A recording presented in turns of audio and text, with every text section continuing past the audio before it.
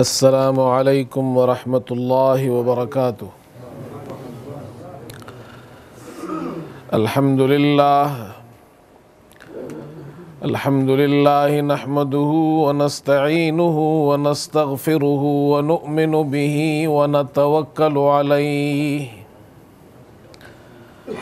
ونعوذ باللہ من شرور انفسنا ومن سیئات اعمالنا من یهده اللہ فلا مضل له ومن یضللہ فلا ہادی له ونشهد ان لا الہ الا اللہ وحدہ لا شریک له ونشهد ان سیدنا وحبیبنا ومولانا محمدا عبده ورسولہ صلی اللہ تعالی علی خیر خلقہ محمد وآلہ واصحابہ اجمعین۔ اما بعد فاعوذ باللہ من الشیطان الرجیم بسم اللہ الرحمن الرحیم۔ شہر رمضان الذی انزل فیہ القرآن ہدی للناس وبینات من الہدی والفرقان فمن شہد منکم الشہر فلیصمہ صدق اللہ مولانا العظیم۔ قابل قدر حضرات، علماء کرام، بزرگان محترم اور برادران عزیز، ہمارے انتہائی محترم بھائی حضرت مولانا لقمان صاحب دامت برکاتہم نے یہاں اس ختم نبوت سینٹر میں رمضان سے قبل اس خوبصورت مجلس کا انعقاد کیا ہے، جس میں مجھ سے قبل حضرات علماء اکرام نے بہت مفید باتیں آپ حضرات کے سامنے عرض کی ہے۔ اللہ تعالی ہمیں اس پر عمل کی توفیق عطا فرمائے۔ اور اس سلسلے میں چند گزارشات میں عرض کرنا چاہتا ہوں۔ اللہ رب العزت مجھے صحیح بیان کی توفیق عطا فرمائے اور پھر ہم سب کو اس پر عمل کی توفیق عطا فرمائے۔ کیونکہ وقت مختصر ہے، اس لیے میں زیادہ تفصیل میں نہیں جاؤں گا۔ میں آپ کے سامنے دو باتیں بیان کروں گا رمضان کے حوالے سے، اور میں یہ اکثر و بیشتر اپنے بیان میں پہلے سے بتا دیتا ہوں کہ کتنی باتیں ہوگی۔ وقت زیادہ ہو تو میں 3 بیان کر دیتا ہوں، کبھی 4، کبھی 5، کبھی 6 سے زیادہ نہیں ہوتی، اس لیے کہ تبلیغ والوں کا نمبر بھی 6 ہے، تو ہم 6 کے اندر ہی رہتے ہیں۔ تو آج 2 باتیں بیان ہوں گی رمضان کے حوالے سے۔ یہ ایک مبارک مہینہ ہے۔ حضرت صلی اللہ علیہ وسلم رمضان سے قبل شعبان کے آخر میں صحابہ کو جمع فرماتے تھے، خطبہ دیتے تھے، برکت والا مہینہ آنے والا ہے، اور جس میں اللہ کی رحمتیں نازل ہوتی ہے، جنت کے دروازے کھل جاتے ہیں، جہنم کے دروازے بند ہو جاتے ہیں، شیاطین قید ہو جاتے ہیں۔ ایک مبارک رات اللہ نے اس میں ہمیں عطا کی ہے، جو لیلۃ القدر کی رات ہے، جو 1000 مہینوں سے زیادہ بہتر ہے۔ جو اس ماہ کے اندر خیر سے محروم رہا، حقیقت میں وہ بڑا ہی محروم ہے۔ اس مہینے کے اندر دو خاص قسم کی عبادتیں ادا کی جاتی ہیں جو کسی اور مہینے میں نہیں ہوتی۔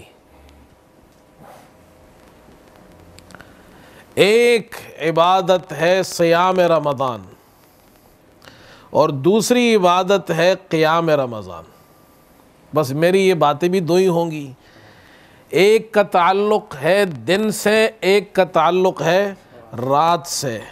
رات بھی ہماری عبادت میں، اللہ کی عبادت میں گزرے، دن بھی عبادت میں گزرے، اس کے لیے اللہ نے دو عبادتیں اس مہینے میں رکھی ہے۔ ایک کو کہتے ہیں صیام رمضان، رمضان کا روزہ، اور دوسرے کو کہتے ہیں قیام رمضان۔ اور یہ اس مبارک مہینے میں، جس مہینے کے اندر اللہ رب العزت عبادت کے اجر اور ثواب کو بڑھا دیتا ہے۔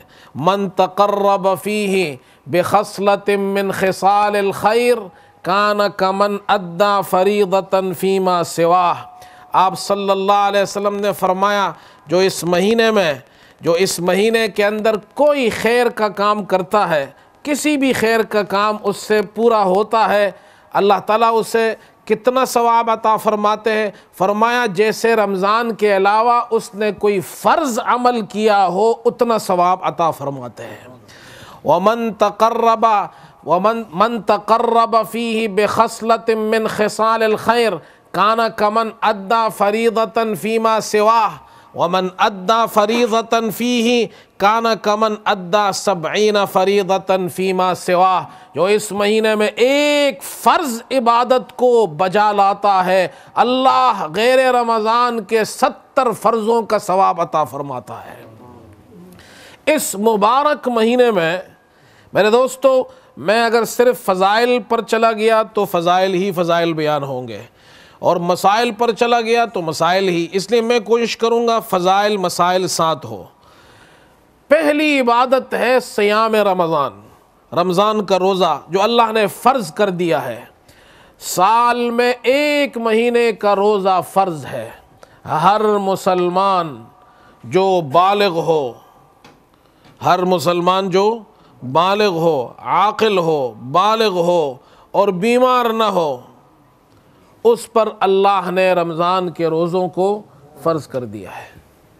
بیمار ہو، معذور ہو، نہیں رکھ سکتا ہے تو بعد میں رکھے، اتنا بیمار ہے کہ رکھ ہی نہیں سکتا تو فدیہ دے اس کا۔ یہ جو روزہ ہے رمضان کا، یہ اتنی بڑی عبادت ہے، اس کا ثواب اتنا ہے۔ حضور پاک علیہ السلام نے ایک حدیث میں ارشاد فرمایا کہ ابن آدم کے ہر عمل کا ثواب اللہ تعالیٰ بڑا چڑھا کر دیتا ہے، ہر عمل کو اللہ بڑا چڑھا کر ثواب دیتا ہے۔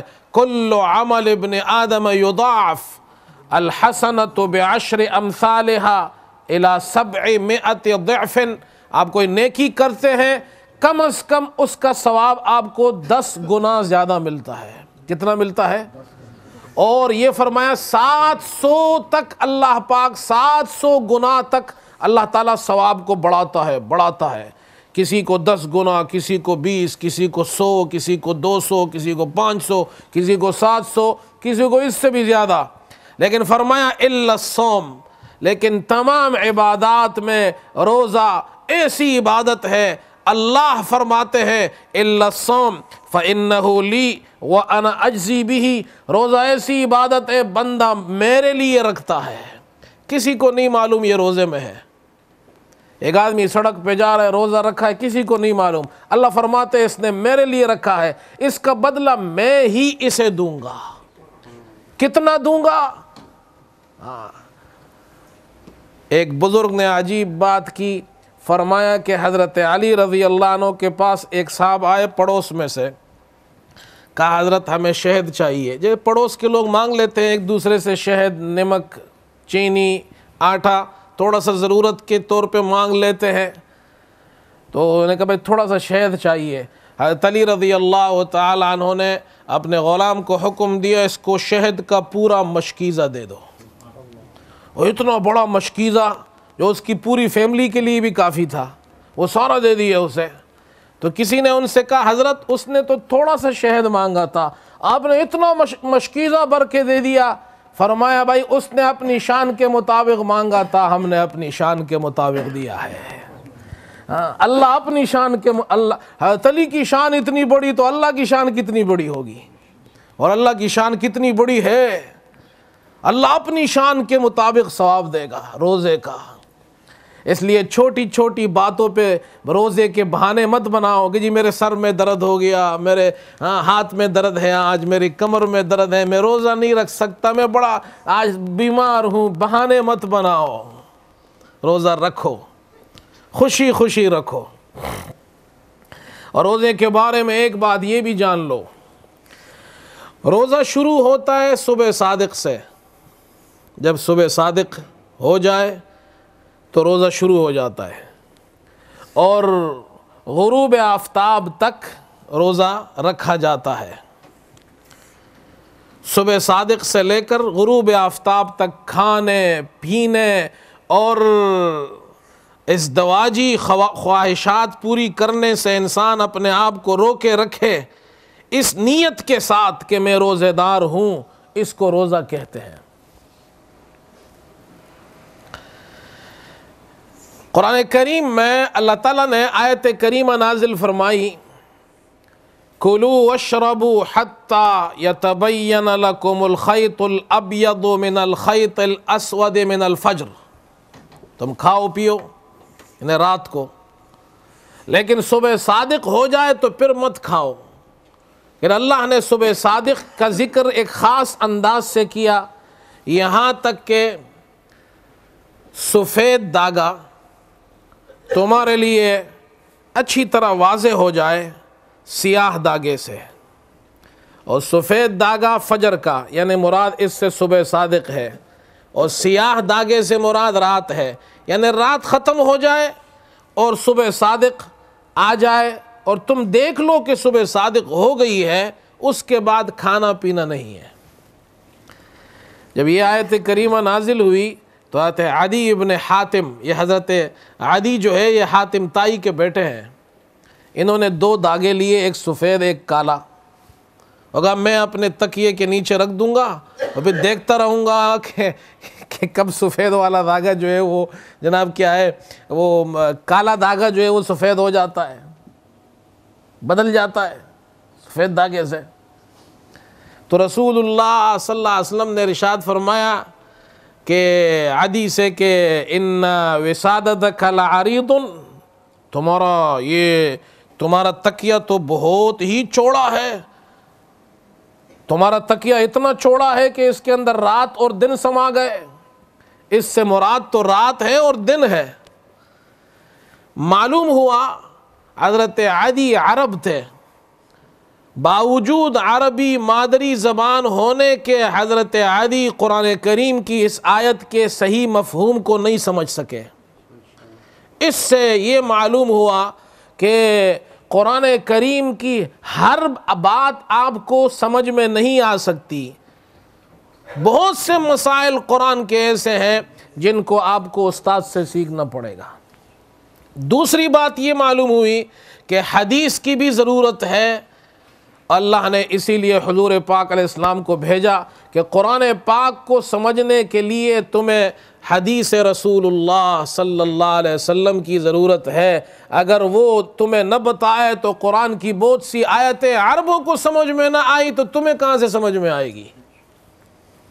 ایک مسئلہ یہ سمجھ میں آیا نہیں آیا؟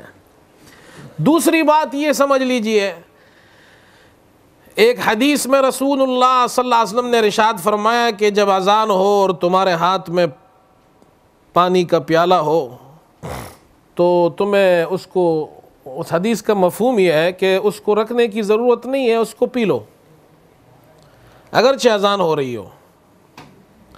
اب بہت سے ہمارے دوست اللہ معاف فرمائے، وہ صبح صادق کے بعد فجر کی اذان جب ہو رہی ہوتی ہے اس وقت پانی پیتے ہیں، پانی پی رہے ہوتے ہیں۔ میں نے مدینہ منورہ میں ایک مرتبہ دیکھا کہ وہ کچھ لوگ تھے، وہاں اذان ہو رہی ہے مسجد نبوی میں اور وہ بیٹھے ہیں مسجد میں اور پانی پی رہے ہیں دبا کے، صرف پی نہیں رہے دوسروں کو بھی پلا رہے ہیں۔ وہ کہ بھئی کیا بات ہے؟ کہ بات یہ ہے کہ رسول اللہ صلی اللہ علیہ وسلم نے فرمایا کہ جب اذان ہو رہی ہو تمہارے ہاتھ میں پانی کا پیالہ ہو تو اس کو پی لو۔ اب یہ ایک مسئلہ بنایا انہوں نے۔ یاد رکھیے قرآن پاک میں اللہ پاک نے واضح طور پہ فرمایا، نص ہے قرآن کی، کہ صبح صادق ہو جائے اس کے بعد کھانا پینا جائز نہیں ہے۔ وہ جو حدیث ہے اس کا تعلق روزے سے، صبح صادق سے نہیں ہے، اس حدیث کا تعلق عام اذان سے ہے۔ عام طور پہ اذان ہوتی ہے تو مسلمان اذان کا کے احترام میں اذان کا جواب دیتے ہیں، دوسرے کام کاج کو چھوڑ دیتے ہیں۔ تو حضور پاک علیہ السلام نے فرمایا اگر کوئی پانی پی رہا ہو اور اذان ہو جائے تو اس کو پانی روکنے کی یا رکھنے کی، گلاس رکھنے کی ضرورت نہیں ہے، وہ پانی پی سکتا ہے۔ یہ ایک مسئلہ بیان کیا، اس کا تعلق صبح صادق یا جناب کیا روزے سے اس کا تعلق نہیں ہے کہ روزے کا وقت شروع ہو جائے اور تم پانی پیتے رہو۔ یاد رکھو اذان فجر کی نماز کے لیے ہوتی ہے، وہ روزے کے لیے نہیں ہوتی ہے، اس کا کوئی تعلق نہیں ہے۔ روزے کا تعلق وقت سے ہے، وقت ہو جائے صبح صادق اب تمہیں کھانا پینا بند ہے۔ اذان پہ ہم روزہ بند نہیں کرتے ہیں، یہ بہت بڑی غلط فہمی ہے۔ میں نے اپنی مسجد میں جب میں کراچی میں تھا یہ مسئلہ بیان کیا، ایک صاحب میرے پاس آئے، کہنے لگے مولوی صاحب اللہ آپ کو جزائے خیر دے، آپ نے مسئلہ بیان کیا، میں گزشتہ 50 سال سے اذان پر روزہ بند کرتے ہوئے آیا ہوں۔ ہم نے بچپن میں یہ سنا تھا کہ جب تک مؤذن اذان دے تم کھا سکتے ہو پی سکتے ہو۔ میں نے کہا اگر مؤذن کوئی قاری عبد الباسط جیسا ہو تو 5 منٹ کی اذان ہوگی اس کی، تو تم تو 2 پراٹھے کھا جاؤ گے اس میں، تو کھاتے رہو گے۔ اتنی لمبی اذان میں تو 2 پراٹھے آدمی کھا سکتا ہے۔ مثال کے طور پر صبح صادق ہے 3 بجے فار ایگزامپل، اور 3 بجے صبح صادق کا مطلب یہ ہے کہ صبح صادق ہو گئی 3 بجے۔ اب اذان صبح 3 بجے سے پہلے نہیں ہو سکتی، اذان ہوگی 3 بجے کے بعد، اور صبح صادق 3 بجے کے بعد آپ کھا نہیں سکتے ہیں، دونوں باتیں الگ الگ ہیں۔ اور اگر آپ 3 بجے کے بعد کھا رہے ہیں تو آپ تو صبح صادق کے اندر کھا رہے ہیں۔ اذان اگر کسی نے 3 بجے سے پہلے دے دی تو وہ اذان ریپیٹ کرنی پڑے گی، اس لیے کہ وقت سے پہلے دی ہے۔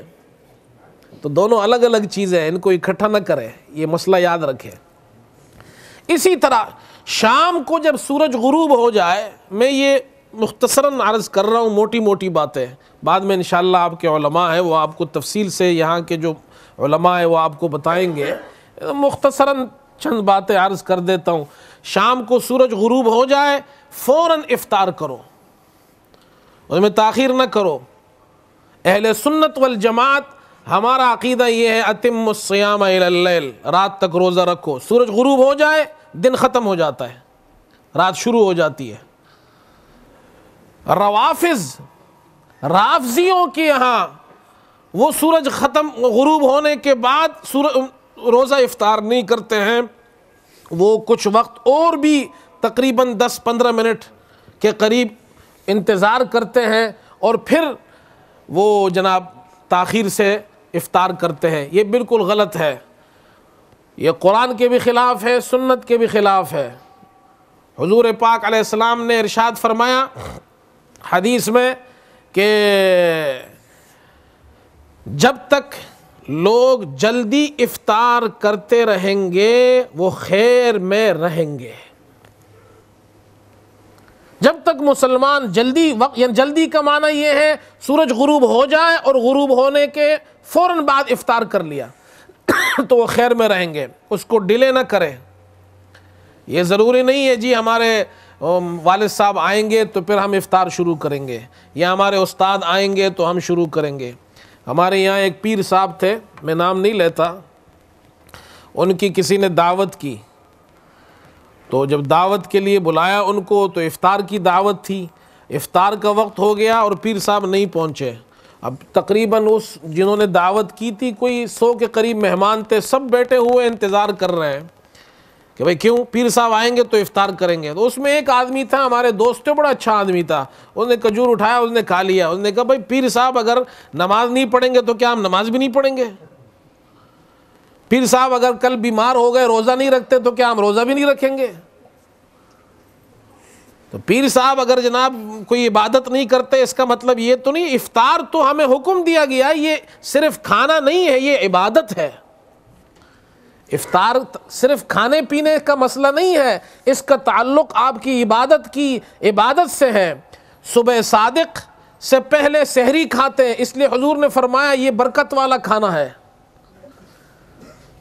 اس لیے کہ اس کا تعلق عبادت سے ہے، اور یہاں اینڈنگ ہو رہی ہے، اس کھانے کا تعلق عبادت سے ہے۔ وقت پہ افطار آدمی کرے، اس میں کرے۔ اسی طرح میرے دوستو، دوسری بات جو عرض کرنی تھی وہ ہے قیام رمضان، رات کا قیام، دن کو روزہ رکھے، اللہ توفیق دے، قرآن شریف پڑھو۔ مجھے ایک دوست نے میسج کیا اور مجھے بڑا پسند آیا، انہوں نے کہا جی یہ جو قرآن شریف ہم پڑھتے ہیں تو اس میں تقریباً 600 صفحے ہیں، جس قرآن میں نے یاد کیا ہے 16 لائن والے، اس میں تقریباً 550 صفحے ہیں، اور چلو اگر 50 صفحے بڑھا لے تو 600 ہو جائیں گے۔ 600 صفحے ہیں قرآن میں، اور رمضان کے 30 دن ہیں، رمضان میں 30 دن ہے۔ روزانہ اگر آپ 20 صفحے پڑھے تو رمضان میں آپ کا ایک ختم ہو جائے گا۔ روزانہ اگر 20 صفحے پڑھیں گے تو 30 دنوں میں ایسے ہی ہوگا۔ روزانہ کتنے پڑھیں گے؟ 20 پڑھیں گے تو 30 دنوں میں ختم ہو جائے گا نا۔ 600 اگر حساب سے لگائے، اچھا 20 صفحے آپ کیسے پڑھیں گے؟ اس کو ڈیوائیڈ کر لے 5 نمازوں کے ساتھ تو کتنے صفحے ہو گئے؟ ہاں 4 صفحے ہو گئے، 4 صفحے ہو گئے نا۔ اچھا ہر نماز سے پہلے 2 صفحے پڑھے، ہر نماز کے بعد 2 صفحے پڑھ لے، اور 2 صفحے پڑھنے میں کتنا ٹائم لگتا ہے؟ اچھی تجوید کے ساتھ پڑھو گے تو 5 منٹ لگتے ہیں، یعنی بہت اچھا آرام سے پڑھو تو کتنا لگے گا؟ 5 منٹ۔ ورنہ اگر اچھا قاری ہوگا تو وہ 2.5 منٹ میں بھی پڑھ سکتا ہے، 3 منٹ میں بھی پڑھ سکتا ہے، 4 منٹ میں بھی پڑھ سکتا ہے۔ چلے آپ 4 منٹ لے لیں، 5 منٹ لے لیں۔ 5 منٹ تو ویسے بھی ہم نماز کے لیے آتے ہیں، 5 منٹ نماز سے پہلے، 5 منٹ نماز کے بعد، اور 5 اوقات میں اس کو پڑھے، رمضان میں آپ کا ایک ختم ہو جائے گا۔ تو بھائی ارادہ کرتے ہیں سب؟ ارادہ کرو جی، کہو انشاءاللہ، ہاتھ کھڑا کریں کہ ایک قرآن تو ہم ضرور ختم کریں گے، 5 منٹ نماز سے پہلے اور 5 منٹ نماز کے بعد۔ اور اللہ توفیق دے آپ کو 10 منٹ کی تو 2 قرآن ختم ہو جائیں گے۔ 10 منٹ نماز سے پہلے، 10 منٹ نماز کے بعد، تو کتنے ہو گئے؟ 2۔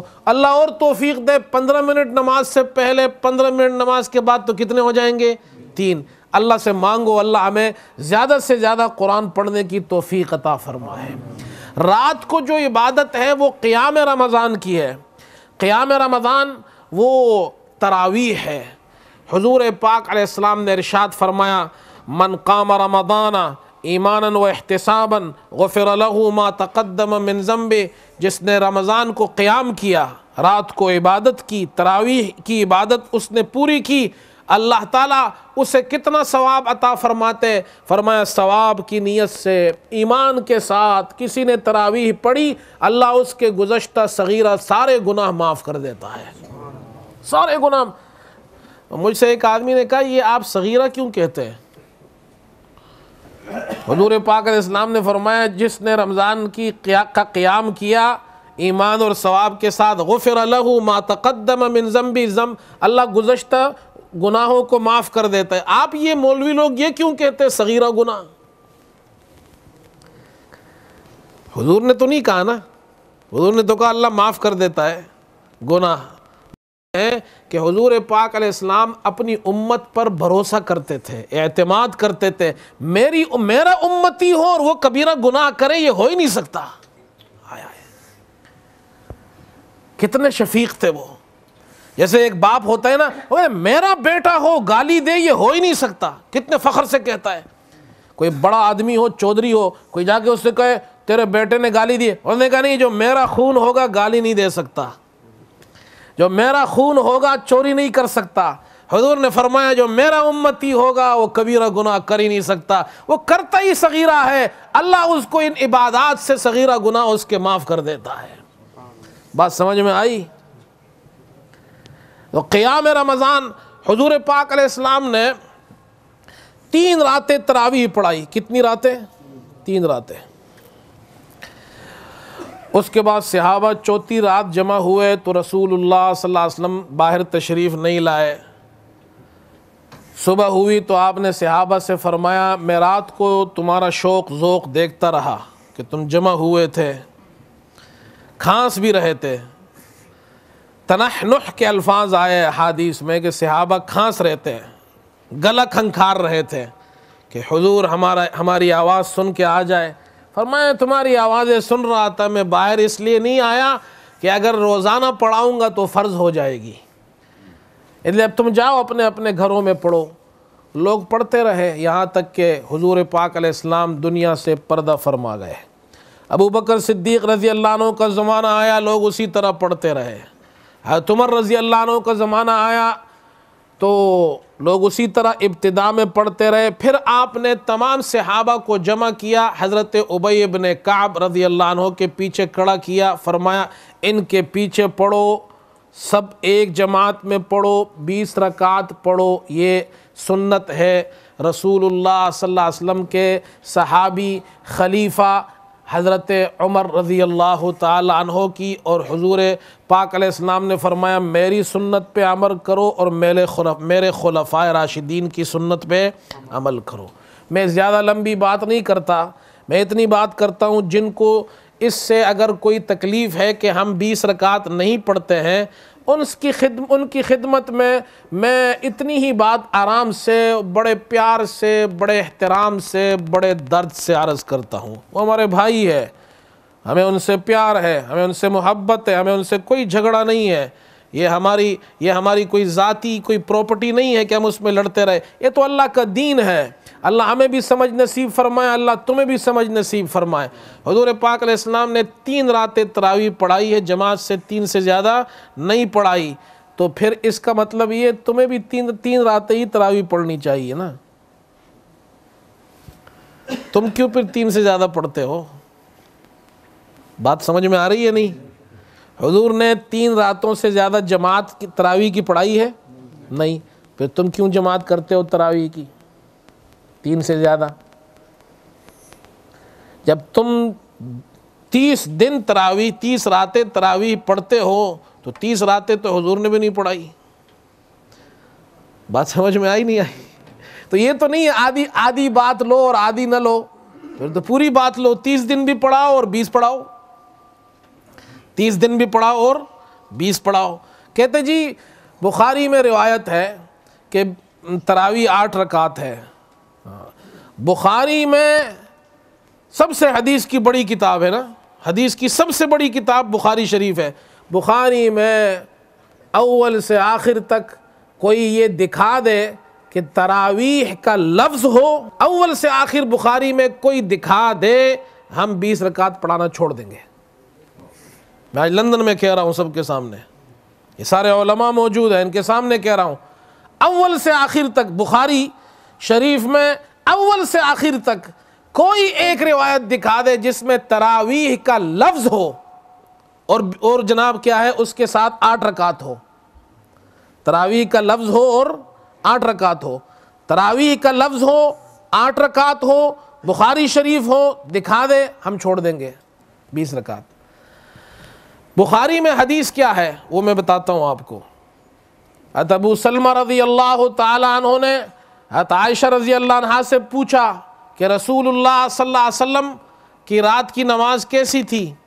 آپ نے ارشاد فرمایا اس حدیث میں کہ ما کان یزید فی رمضان ولا فی غیر رمضان علی 11 رکعتا، حضور پاک علیہ السلام رمضان اور رمضان کے علاوہ 11 رکعت سے زیادہ نہیں پڑھتے تھے۔ رمضان اور رمضان کے علاوہ 11 رکعت سے زیادہ۔ اب میں آپ سے ایک سوال کرتا ہوں، اگر اس حدیث کا مطلب تراویح ہے، آپ بتائیے اس حدیث میں رمضان کے علاوہ کیا تراویح ہوتی ہے؟ بولو بھائی، کیوں خاموش ہو؟ ذرا زور سے بولو۔ تراویح رمضان میں ہوتی ہے، رمضان کے علاوہ ہوتی ہے؟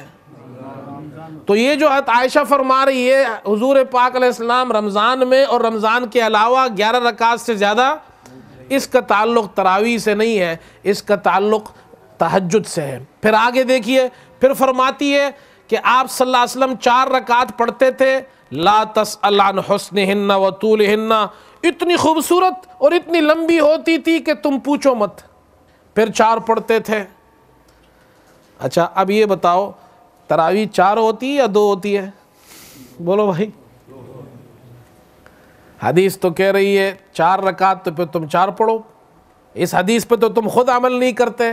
اگر تمہیں عمل کرنا ہے تو 12 مہینے پڑھو، 12 مہینے تراویح پڑھو، اور 2 نہیں پڑھو، 4 پڑھو۔ پھر تیسری بات بھی سن لو، میں بڑے اختصار سے چل رہا ہوں، وقت نہیں ہے، ورنہ میں تفصیل میں جاؤں تو آگے بڑی لمبی باتیں ہیں۔ 3 باتیں ہی سمجھ لو اس حدیث کے اندر، اگر تمہیں عمل کرنا ہے تو پھر 12 مہینے پڑھو تراویح، اور تراویح 2 نہیں پڑھو، 4 پڑھو۔ اور تیسری بات بھی سن لو، حضرت عائشہ فرماتی ہیں اس کے بعد حضور پاک علیہ السلام 3 رکعت وتر پڑھتے تھے۔ کتنی پڑھتے تھے؟ تو وتر بھی 3 ہوئی، اور تم تو وتر 3 نہیں پڑھتے، بیچ میں سلام کرتے ہو پھر 1 پڑھتے ہو۔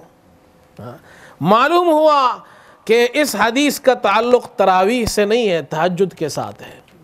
اور میں بڑے احترام سے کہتا ہوں، میں وہاں ہماری مسجد، جس مسجد میں میں امام ہوں، وہاں آدھے سے زیادہ عرب ہے۔ یہ بہت سے ساتھی ہمارے وہاں آئے ہیں، ان کو معلوم ہے آدھے سے زیادہ عرب ہوتے ہیں وہاں۔ 15 سال الحمدللہ ہونے والے ہیں مجھے وہاں، اور ان کو مسائل ہم نے سمجھا دیے ہیں۔ تو وہ جب میں نے تراویح شروع کی، ہمارے یہاں اور بھی حفاظ ہیں، وہ بھی سناتے ہیں، میں بھی سناتا ہوں، تو 8 رکعت کے بعد ہم نے دیکھا اس میں سے کچھ لوگ جا رہے ہیں۔ روزانہ یہی چکر ہو، 8 رکعت ہو اور جتنے عرب ہیں وہ سارے نکل جائے، پیچھے ہم لوگ رہ جائے، ہندوستان پاکستان والے لوگ۔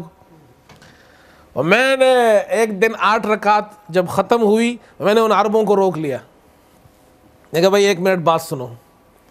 میں کہا میں زیادہ وقت نہیں لوں گا آپ کا، میں صرف آپ کو ایک حدیث سنانی ہے۔ کہتے حدیث پہ عمل کرو گے نا؟ کہتے ہیں ہاں بالکل کریں گے۔ میں ابو داؤد میں حدیث ہے، اور آپ کو بھی کہتا ہوں کہ ان دوستوں کے ساتھ لڑو مت، جھگڑو مت، ان کو پیار سے سمجھاؤ کہ دیکھو اس بات کو چھوڑ دو، تراویح کتنی ہے، 8 ہے، 10 ہے، 8 ہے، 20 ہے، کتنی ہے، اس کو چھوڑ دو، میں تمہیں ایک حدیث سناتا ہوں۔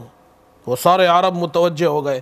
میں کہا ابو داؤد میں حدیث ہے، رسول اللہ صلی اللہ علیہ وسلم نے ارشاد فرمایا، من قام مع الامام حتی ینصرف کتب اللہ لہ قیام کل لیلۃ، او کما قال علیہ السلام۔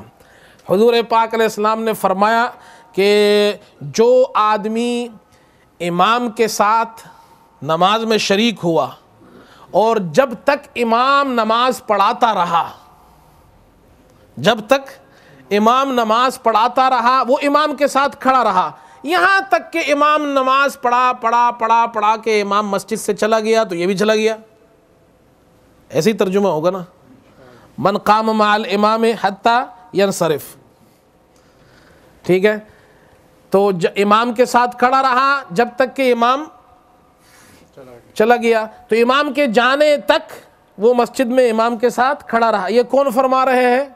اللہ کے رسول صلی اللہ علیہ وسلم فرما رہے ہیں کہ امام کے مسجد سے رخصت ہونے تک جو شخص امام کے ساتھ کھڑے ہو کر نماز پڑھتا رہا، اللہ اس کے لیے پوری رات کی عبادت کا ثواب لکھ دیتا ہے۔ یہ حدیث ابو داؤد میں ہے، آپ میرے پاس کتاب نہیں ہے ورنہ یہ علماء آپ کو دکھا دیں گے انشاءاللہ۔ اب میں نے ان عربوں سے کہا، میں کہا دیکھو تمہیں پوری رات کی عبادت کا ثواب چاہیے کہاں؟ میں نے کہا تم روزانہ جاتے ہو 8 پڑھ کے، اور میں تو نہیں جاتا، میں تو 20 پڑھ کے جاتا ہوں، تمہیں پوری رات کا ثواب نہیں ملتا۔ اگر تمہیں 20 رکعت پوری رات کا ثواب چاہیے تو جب تک میں مسجد نہ چھوڑوں تم یہیں رہو، اس لیے کہ میں تمہارے امام ہوں۔ اللہ جزائے خیر دے، وہ لوگ رک گئے وہاں۔ ہمارے یہاں تقریباً ان عربوں میں سے آدھے سے زیادہ عرب 20 رکعت نماز تراویح پڑھتے ہیں۔ تو ان کو پیار سے سمجھائیے، محبت سے سمجھائیے، اور لڑنے اور جھگڑنے کا مہینہ نہیں ہے یہ۔ کہ بھئی 8 رکعت پڑھتے ہو، امام جتنی پڑھتا ہے امام کے ساتھ رہو، یہ فضیلت سناؤ کہ جب تک امام رہے تم بھی ان کے ساتھ رہو، انشاءاللہ تمہیں پوری رات کا ثواب ملے گا۔ اللہ آپ حضرات کے بیٹھنے کو، ہمارے اس کہنے سننے کو قبول فرمائے، اور رمضان کے مہینے کے اللہ تعالی ہمیں خاص ادب نصیب فرمائے، اللہ ہمیں روزوں کا اہتمام نصیب فرمائے، قیام رمضان کا اہتمام، تراویح کا اہتمام نصیب فرمائے، اور جو بیمار ہے اللہ انہیں صحت دے دے تاکہ وہ بھی خوشی خوشی رمضان کے روزے رکھے۔ اللہ اس مسجد کو آباد کرے، یہاں سے قرآن و حدیث کے چشمے جاری فرمائے۔ وآخر دعوانا الحمدللہ رب العالمین۔